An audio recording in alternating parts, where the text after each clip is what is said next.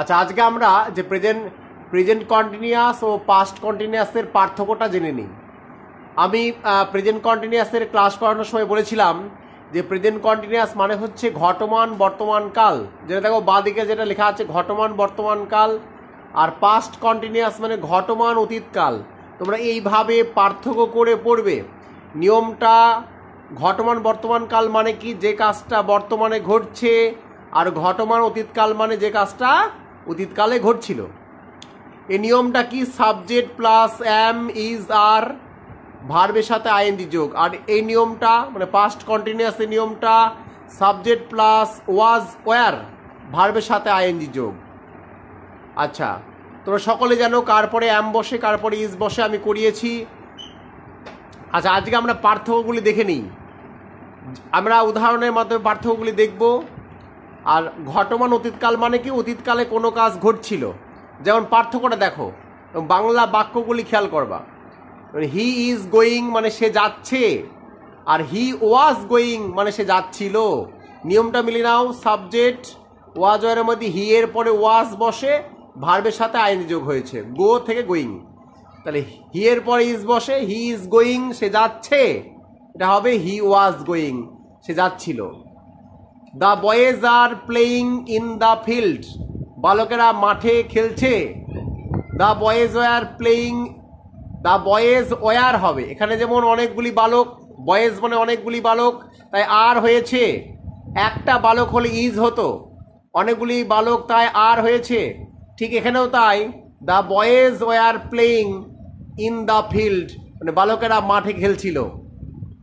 আর এখানে বালকেরা মাঠে খেলছে, আর এখানে খেলছিল। একটা প্রশ্নবোধক বাক্য আছে, হোয়াট ইজ, ডব্লিউএস ওয়ার্ড বসার পরে অ্যামিজারের মধ্যে এখানে একটা বসবে।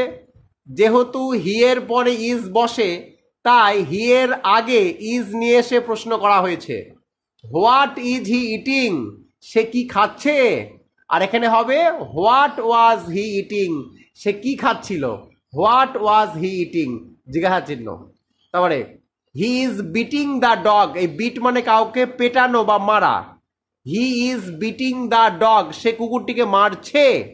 এটা হচ্ছে he was beating the dog, সে কুকুরটিকে মারছিল।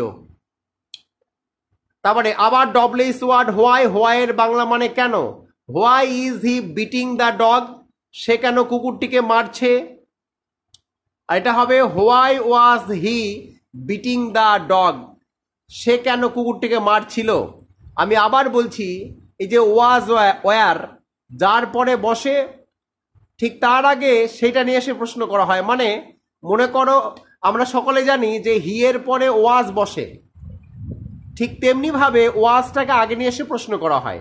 মানে প্রথমে ডব্লিউএস ওয়ার্ড, তারপরে ওয়াজ বসাতে হবে। কেন ওয়াজ বসালাম এখানে, কেন ওয়ার বসালাম না, কারণ হচ্ছে হি এর পরে ওয়াজ বসে, তাই হি এর আগে ওয়াজ নিয়ে এসে প্রশ্ন করা হয়েছে।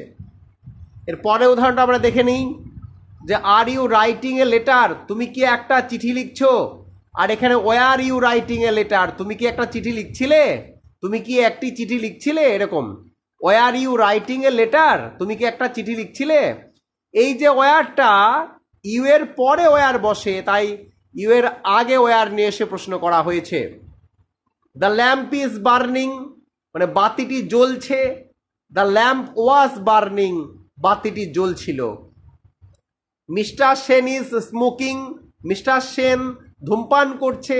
Mister Sen was smoking, mister Sen ধূমপান করছিল। He is talking on the phone, সে ফোনে কথা বলছে।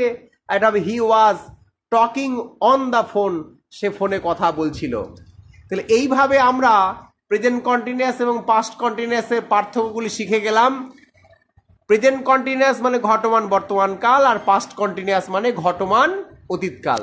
তাহলে নিয়মের পরিবর্তন কোথায় হয়েছে, প্রেজেন্ট কন্টিনিউয়াসে অ্যামিজার হয়, আর পাস্ট কন্টিনিউয়াসে ওয়াজ ওয়ার হয়। ঠিক আছে, তোমরা যারা আমার আগের ভিডিওগুলি দেখোনি টেন্সের, তারা দেখে এসে তবে এই পার্থক্যটা পড়বে।